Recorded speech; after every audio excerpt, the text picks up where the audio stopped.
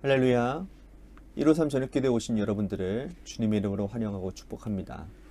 오늘도 귀하고 복된 이 저녁 시간 하나님께서 우리와 함께 하심을 바라보는 시간이 되기를 소망하고요. 이제 2023년이 얼마 남지 않았습니다. 얼마 남지 않은 날 가운데 우리들의 한 해를 한번 돌아보고 또한 정비할 것들은 정비하고 또 보내버릴 것들은 보내버리는 그러한 정리의 시간이 또 오늘 이 저녁 시간 가운데 있어지기를 간절히 소망하겠습니다. 먼저 하나님의 말씀 보도록 합니다. 로마서 6장 3절에서 7절 말씀까지 보겠습니다. 로마서 6장 3절에서 7절 말씀입니다. 우리 같이 함께 봉독하도록 하겠습니다. 시작. 무릇 그리스도 예수와 합하여 세례를 받은 우리는 그의 죽으심과 합하여 세례를 받은 줄을 알지 못하느냐. 그러므로 우리가 그의 죽으심과 합하여 세례를 받음으로 그와 함께 장사되었나니 이는 아버지의 영광으로 말미암아 그리스도를 죽은 자 가운데서 살리심과 같이 우리로 또한 새 생명 가운데서 행하게 하려 함이라. 만일 우리가 그의 죽으심과 같은 모양으로 연합된 자가 되었으면 또한 그의 부활과 같은 모양으로 연합한 자도 되리라.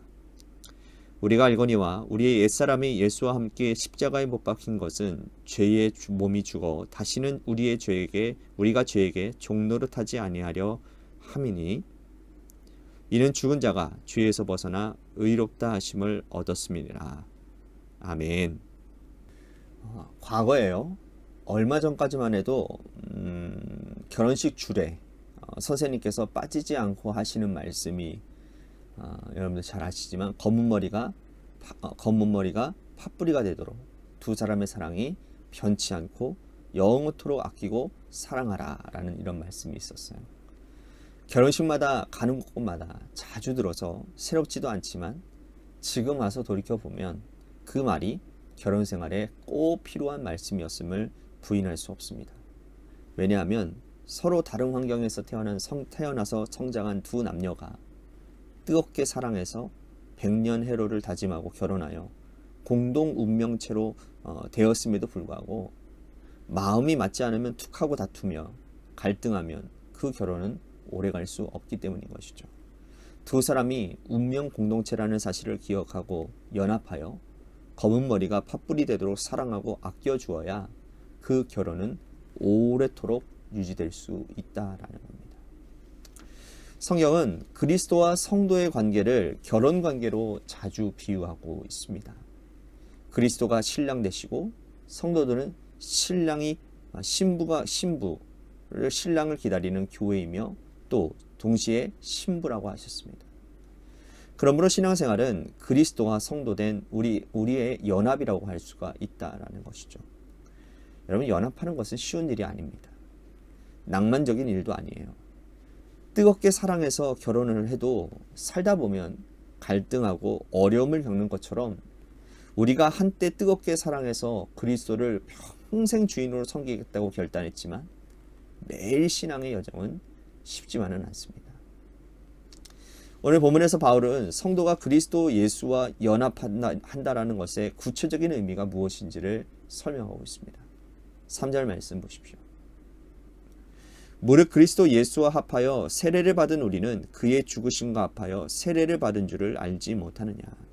바울은 합하여 라고 하는 이 말씀을 두 번이나 반복하고 있습니다. 바울은 성도가 그리스도와 연합했다라는 첫 번째 의미로 죽음을 가져옵니다.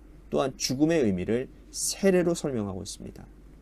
과거 예수님 시절, 바울 시절에 세례를 받았을 때에는 흐르는 강물에 들어가야 됐습니다. 강물에 들어가서 머리부터 발끝까지 잠기는 거예요. 그대로 두면 어떻게 될까요? 세례를 베푸는 자가 세례 받은 자의 머리를 손에 대고 강물에 집어넣고 꺼내지 않으면 죽을 수밖에 없는 겁니다. 그러나 물속에 들어갔다가 금방 나오지 않습니까? 이러한 세례는 상징적인 의미가 있는 거예요. 흐르는 물속에 우리들의 옛 자아와 옛 과거를 추한 모습을 흘려보내고 강물의 옛 자아를 수장시킨다는 의미거든요. 그러므로 세례받은 후에 우리의 영적 상태는 세례받기 이전의 영적 상태와는 완전 다른 새로운 자아가 태어난다는 거예요. 과거에는 사단의 종노릇하며 살아가던 우리가 세례받은 후에 과거의 나를 죽이고 그리스도 예수의 종으로 새로운 인격과 존재로 거듭나야 된다라는 의미인 것입니다. 바울은 여기서 세례의 의미를 그리스도와 연합하는 자가 가져야 되는 죽음의 의미로 가져왔다라는 거예요.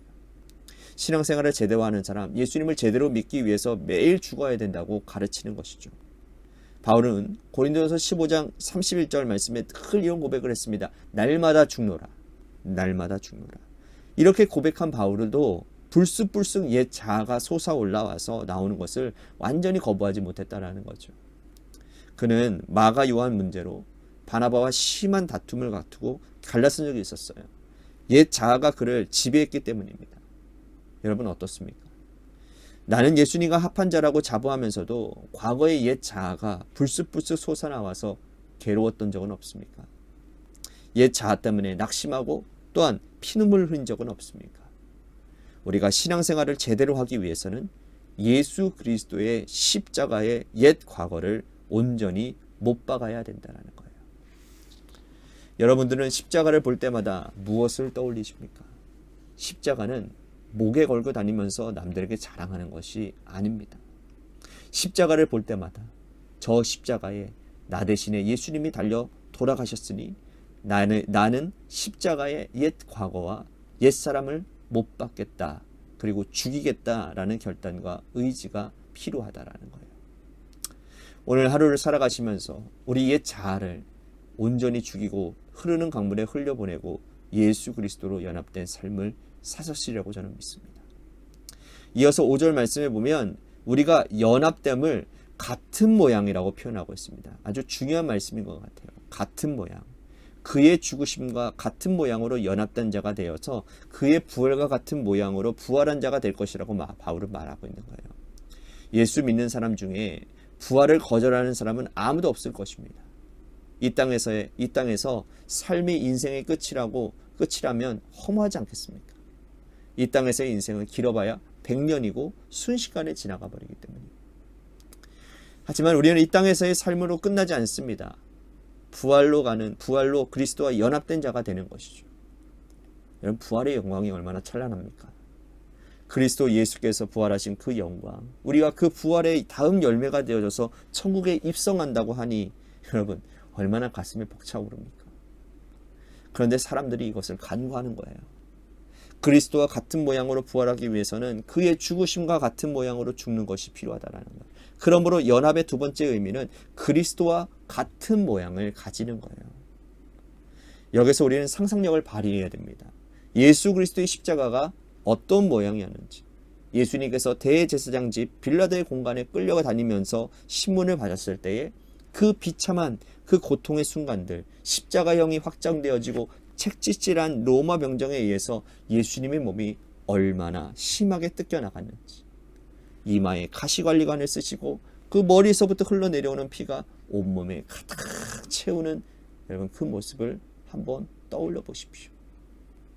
십자가 달린 예수 그리스도께서 온몸에 피가 흐르고 허리에 창이 들어가고 손과 발에 못이 들어가서 더 이상은 말씀조차 하실 수 없는 그런 상태가 된 것까지 우리는 그와 같은 모습으로 주님의 죽으심에 동참해야 한다는 거예요.